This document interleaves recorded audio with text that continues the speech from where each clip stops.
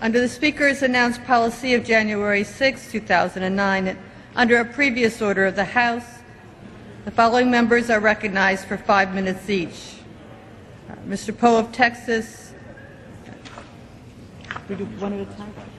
The gentleman is recognized for 5 minutes. Thank you, Madam Speaker. Madam Speaker, the United States Constitution starts out with the words, "We the people."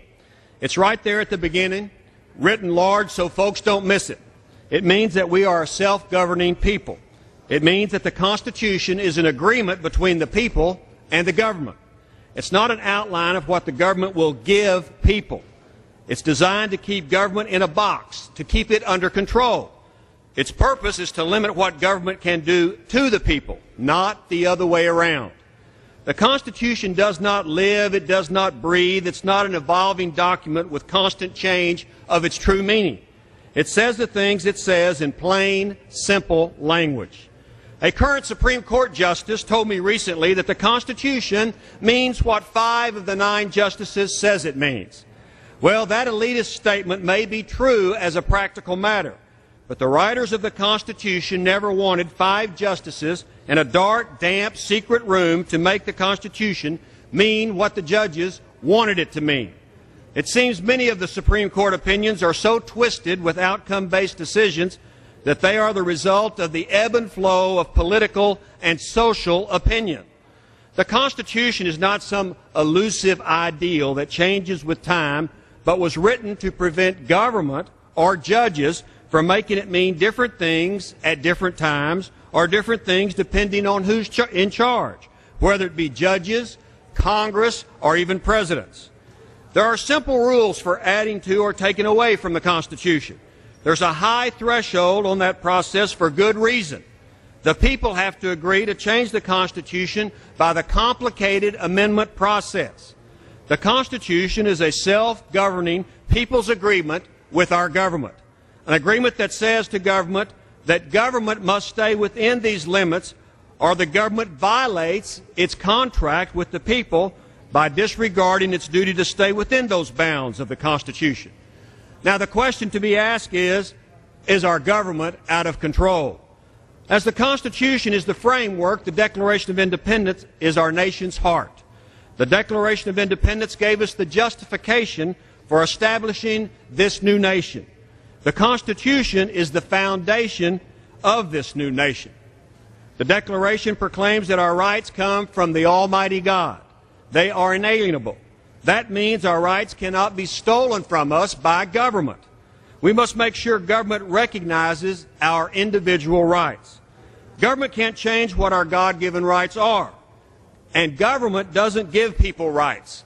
Government has no rights. Government has power. Power that comes from the people because we give our government that power. Even though it's seldom taught in our nation's Ivy League law schools, rights are from the Almighty, not from government. If rights are from government, then government can take them away at its whim. Millions of Americans over the centuries have shed their blood and even died to put government power in a box, in its place. We are to control government. Government was not established in this country to run roughshod over the people. There seems to me now to be an attack on our individual rights by our own government. Americans' founding as a nation put an end to the centuries-long notion that might and power make right. Today, some people in this country want to forget about that. Our founding fathers called these elites princelings, elite power grabbers who want to be able to tell us how to live and run our own lives. Some are at the levers of government right now. Might and power does not make right. Some want government to have the power to control every aspect of our lives. Those that urge government takeover of health care is a prime example. Government should not have the power over our health, who our doctors are, or what medical procedures are allowed. Government should not have abusive power over our individual lives. And it's really not about health or health care. It's about power and it's about control. Government dictating how we live. In the name of, quote, saving the planet, government wants to tell us what kind of light bulbs we use, or how much water is in our toilet, or what type of energy we may use or may not use. It doesn't matter if those intentions are good. Government does not have that authority or right. It's abusing the power we granted to it. Our government, in my opinion, is out of control, borrowing and spending and taxing, doing things it has no business doing for us, that it has turned into doing things to us. The American people know that their freedom and liberty are being crushed, and has government broken free of its constitutional restraints. In town hall meeting after town hall meeting across the country, Americans have made it clear: leave us alone to live our lives. Liberty over tyranny. Stop spending money we don't have, and government taking money in the name of government power. The people have had enough. They do not want to be treated like subjects of government control. And that's just the way it is. I yield back.